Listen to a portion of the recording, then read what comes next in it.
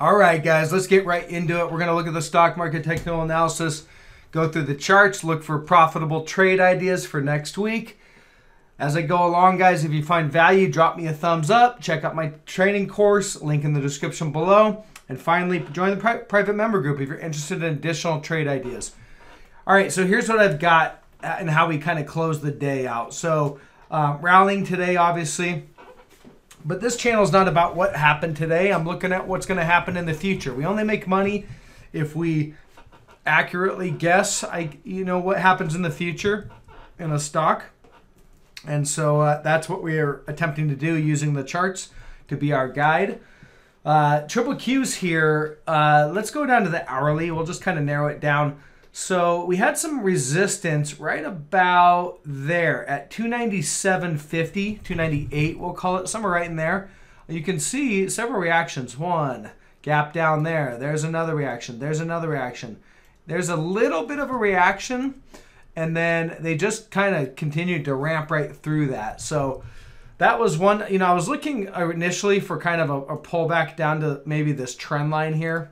I kind of get rid of this that I'm marking, but just a pullback there, something like that, and then maybe a continuation. We just didn't get that. We just continued to ramp. So that is kind of how we ended the day on Triple Qs.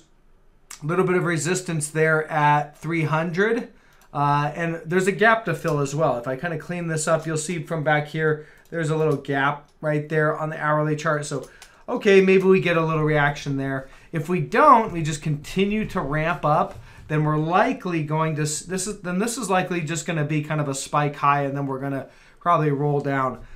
There is some resistance again here at 302. It's about I got it about 303 really. You can see just all the reactions, big gap right there. It was support through here, support, gap down. Plenty of reactions to validate that as a resistance level. And then we also have this potential downtrend line here. Okay, and they all kind of come in together there at that 303. So, okay, if it wants to continue to run up there, then I would say you should at least, at a minimum, get a pullback there. I don't think we're going to just continue to spike through. You could, pull back there. There's a trend line, a potential trend line to watch right now, and that's really all we have. So, again, I talked about, especially in the private member group, I talked about the potential for a rally. I was looking for one more move up. And I talked about that yesterday, and we did get that today. So that's it. And that move was, predicted basically using that bullish falling wedge pattern, bullish divergence. Okay, so now we've kind of seen that start to play out. The max bounce, I believe, at least before a tradable pullback, would be about that 303 area. All right, and so that is potentially another percent or so up, and then I think we do get a pullback. Now, but again, I think we could easily get the pullback here, and let me show you why. So if I go to a couple of things, I want to look at the futures. So we'll look at the NASDAQ futures to start. So rolling out, this is the resistance level, all right? So it's right about 12,266, and you can see there that was support, kind of reaction there, then it was resistance. And they spiked it through it into the close today. So, a decently strong close for sure. I don't see any real divergences telling me that we're going to pull back necessarily right here. But they spiked it through that resistance with not really much of a reaction. So I think it was just an overthrow. I think we could probably come back in on Monday for a small pullback. I'm not looking for anything huge. Again, we'll look for larger signs on the larger time frames. This is just an hourly chart, so that's all I see. And one of the reasons why I think we'll get that pullback, if I go to the ES, here's the S&P 500 futures.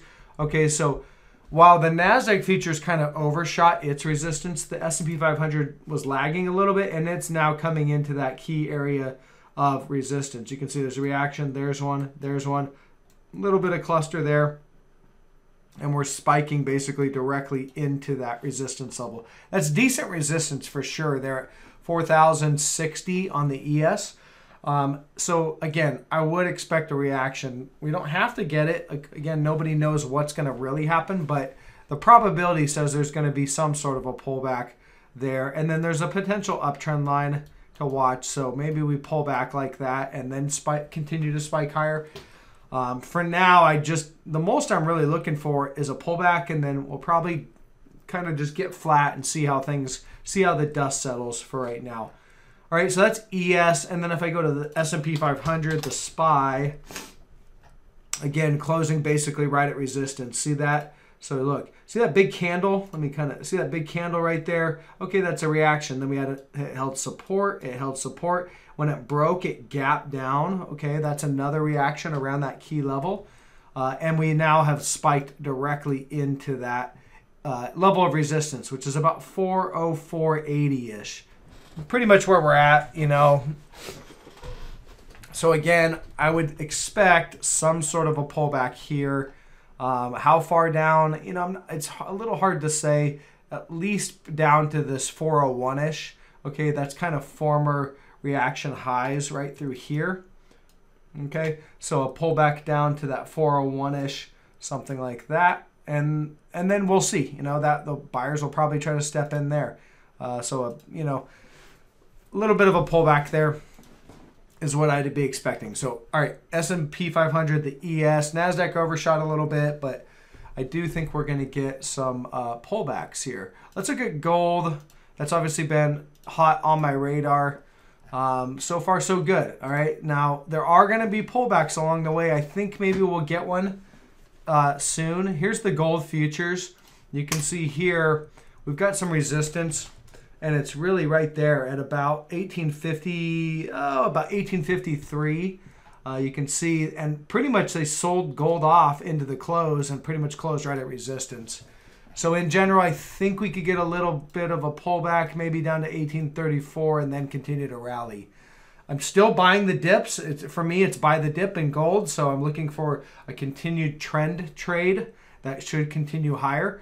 But there will be dips along the way, and I think we can get one pretty soon. If I go to GDX, the miners, you'll see here on the miners, there's some resistance right about 2850. All right, I can see some, look at that. You see the reactions right through here. All right, there was resistance and support, and we're just on it, just a hair over that. Not impulsive enough to say that's a complete breakout of that resistance level. I think today was just kind of programmatic. The algos were just buying every single little tick down. It was kind of a trending day, some covering, short covering, just very programmatic day. So to see an overshoot, that's fine. Not extremely impulsive. So I think we pull back. And if we're going to pull back, maybe a test of the 200. I wouldn't really expect it to go too much lower than that 200. I think the 200 should hold at this point. So if this is by the dip, I'd be looking for that. If I roll it down to the hourly chart on GDX, you know, there's potential uptrend line, maybe something like that. Again, if it wants to pull back, it could pull it back to the 200, then react, and you'd have a third reaction. 1, 2, 3. That'd help you establish that trend. Can't definitively say that's a trend yet, but I would be looking for the 200 to hold support on the miners. Now, silver looks a little different to me. Here's the silver futures. I think silver is just getting going. Gold's kind of started the rally. Silver really hasn't done a whole lot. You can see here, now we did have support here on silver futures about 2065.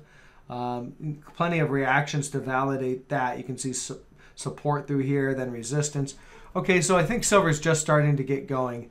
I think we do a spike high up to this area about 2188.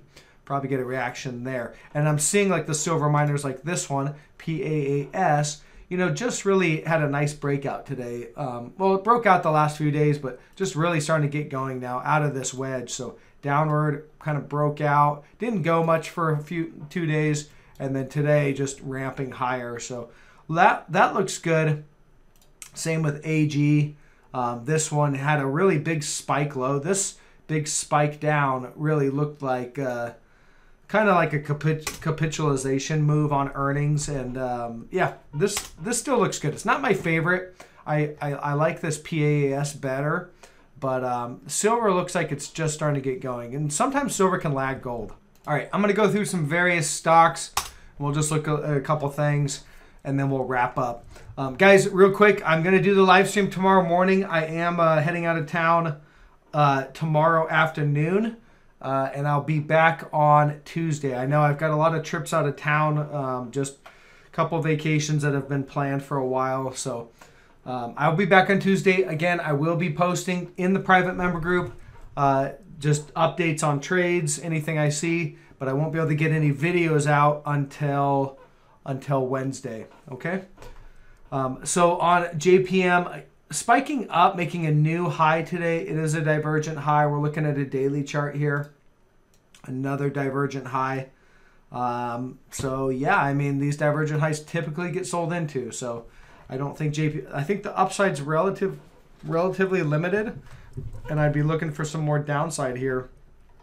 Need to see the markets kind of get rejected. So not a whole lot here. I mean, I'm just pointing it out because I know I've been looking at it recently. Let's go to commodities. Wheat is just not able to. It's not going anywhere. Okay, and so guys, what if wheat doesn't do anything? If it's trading in the same price action as it was the last 4 days, I don't typically have an update on it. I'm giving you guys an update here, but people ask me every single day if I have an update on the position that they're in, and I can't follow along with everybody's position every single day.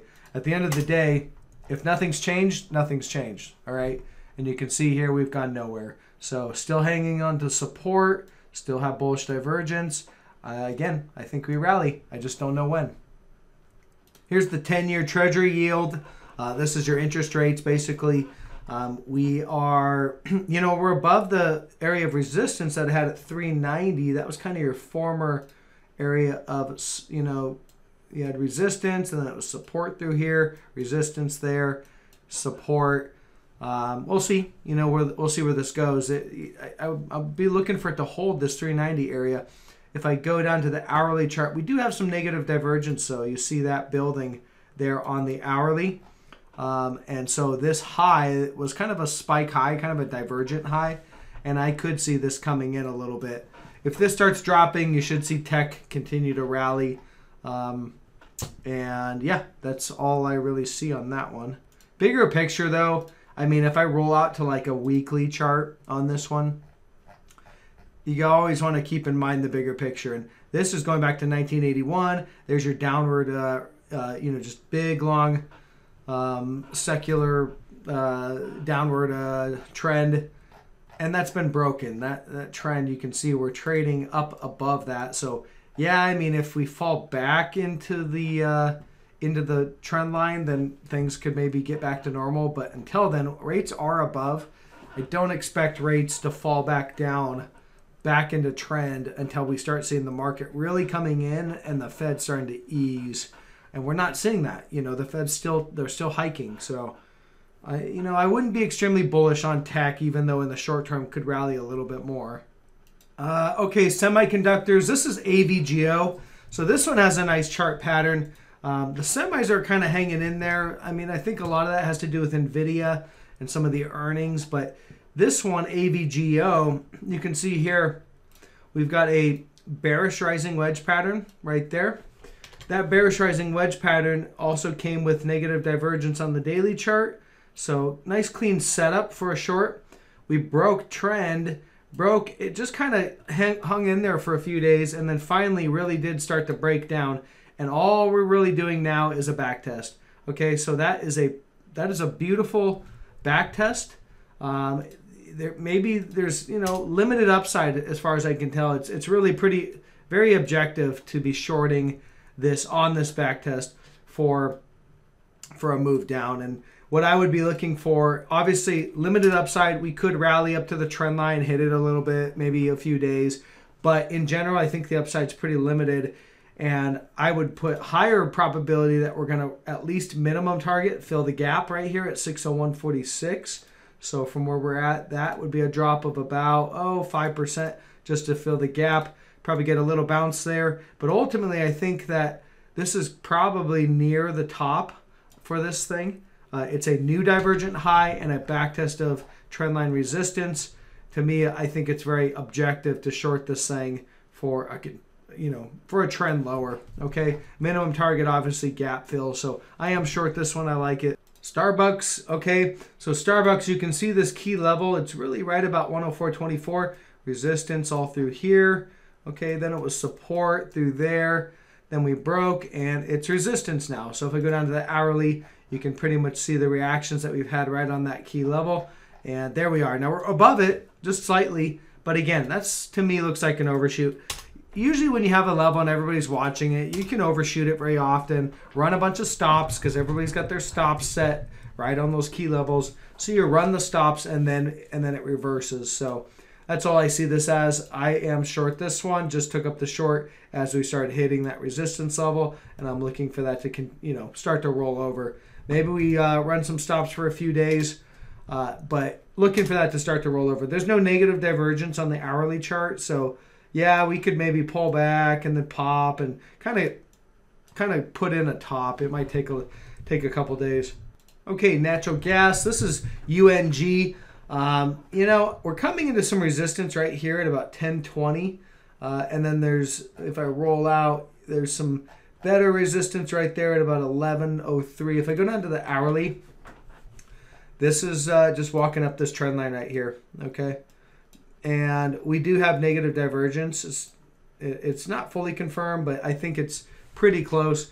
So I don't know. I'm not in this right now. Obviously it was up 7% today. This thing can run a lot.